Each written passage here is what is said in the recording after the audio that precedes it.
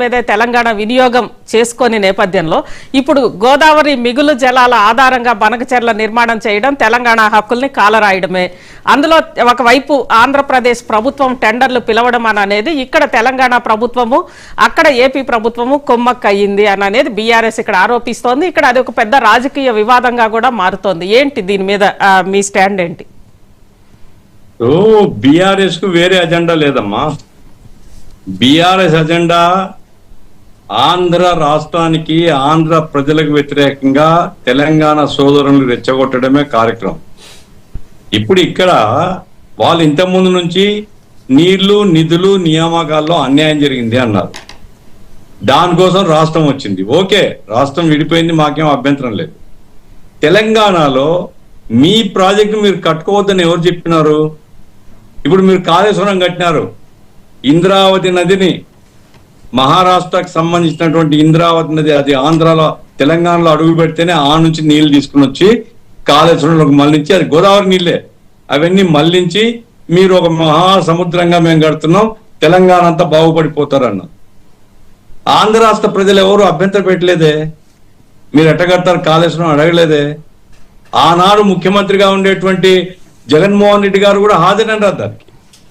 అరే సుహృద్భావ వాతావరణము, స్నేహపూర్వక వాతావరణము, ఉభయ తెలుగు రాష్ట్రాలు సమన్వయంతో అభివృద్ధి కావాలనేటువంటి ఆలోచన కాకుండా ఎంతసేపు వాళ్ళు చేతగానితనం, వాళ్ళ అసమర్థత ప్రజలతో రోసిపోయినారు. ప్రజలు అందుకోసమే వాళ్ళని చిత్తుగా ఓడించారు. అధికారంలో ఉండే వాళ్ళని కాళ్ళు లాగి బయటపడేసినారు. పార్లమెంట్ లో పోటీ చేసి ధైర్యం కూడా లేకుండా పోయింది. ఇప్పుడు ఏమంటే మళ్ళా రెచ్చగొడుతున్నారు.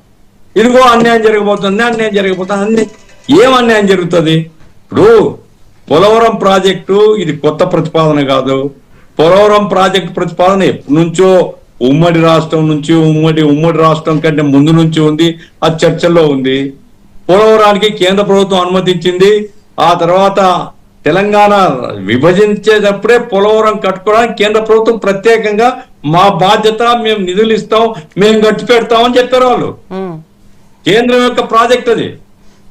అటువంటి ప్రాజెక్ట్ లో అయ్యా మేము వాడుకోలేము, ఎందుకంటే అది తెలంగాణ దాటుకొని అటువైపు నుంచి ఛత్తీస్గఢ్ దాటుకొని ఒరిస్సా దాటుకొని వచ్చే నీళ్లు మాత్రమే కిందికి వస్తాయమ్మా. ఆ రాష్ట్రాలన్నీ వినియోగించుకోలేకపోయిన నీళ్లు కిందికి వస్తే ఆ నీళ్లు సముద్రంలో కలవకుండా మేమేదో మా ప్రయత్నం మేము చేసుకుంటామని ఒక ప్రభుత్వం అంటే సింపథెటిక్ గా అర్థం చేసుకోవడం వదిలిపెట్టి దాని మీద యుద్ధం ప్రకటించి దాన్ని రెచ్చగొట్టి అక్కడంతా ఇక వేరే ఏం సమస్య లేదు వాళ్ళకు. బీఆర్ఎస్ వాళ్ళకు తెలంగాణ అభివృద్ధి మీద సమస్యలు లేవు, తెలంగాణ రైతాంగం యొక్క సమస్యలు లేవు, తెలంగాణ యువత యొక్క నిరుద్యోగ సమస్య కనపడటం లేదు. హరీష్ రావు ఇంత దిగజారిపోతాడని మాత్రం నేను అనుకోలేదు. మీరు కావాలని మీరు ప్రొటెక్ట్ చేయండి, మాకేం అభ్యంతరం లేదు. అట్లాగే అక్కడ ఉన్నటువంటి ప్రభుత్వం కూడా ప్రొటెక్ట్ చేయవచ్చు. మా రైట్స్ మేము రిజర్వ్ చేసుకుంటాం, మా రైట్స్ ఎప్పుడైనా మేము వాడుకుంటాం అని చెప్పొచ్చు. వాళ్ళ రైట్స్ కు భంగం చేయాల్సిన అవసరమే లేదు.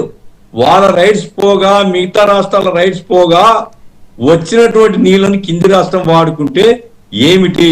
ఇప్పుడు ఏమంటాడు హరీష్ రావు, మిగులు జలాలు పై రాష్ట్రాలు వాడుకుంటే కదా అని. బుద్ధి ఉంది అతనికి, మంత్రిగా పనిచేసినాడు. పై రాష్ట్రాలు ఎట్లా వాడుకుంటే బచావ్ ట్రిబ్యునల్ ఏం చెప్పారు, లేదా ఇంకో విజయ్ కుమార్ ట్రిబ్యునల్ ఏం చెప్పారు, పై రాష్ట్రాలు వాడుకోవచ్చని చెప్పారా? గఫూర్ గారు 1 minute. బీఆర్ఎస్ కి సంబంధించి దేవి ప్రసాద్ గారు ఉన్నారు ఫోన్ లైన్ లో. దేవి ప్రసాద్ గారు మాట్లాడినాక మీ దగ్గరకు వస్తానండి. దేవి ప్రసాద్ గారు నమస్తే అండి. నమస్తే అజిత గారు. దేవి ప్రసాద్ గారు, ఏంటి బనకచెర్లకు సంబంధించి మిగులు జలాల మీద కట్టుకున్న ప్రాజెక్ట్స్ కి అభ్యంతరం ఏంటి అని అనేది ఒకటి. ఆ తర్వాత బనకచెర్ల గోదావరి నీళ్లు తీసుకొచ్చి కృష్ణాలో పోయడం ద్వారా కృష్ణా బేసిన్ మీద ఒక ఒత్తిడి తగ్గి అది ఇంకా 2 రాష్ట్రాలకు కూడా లాభం కదా అని అనేది వస్తుంది. ఎందుకు దాని మీద ఇంత అభ్యంతరం వ్యక్తం చేస్తున్నారు? ఇది కేవలం రాజకీయంగా లబ్ధి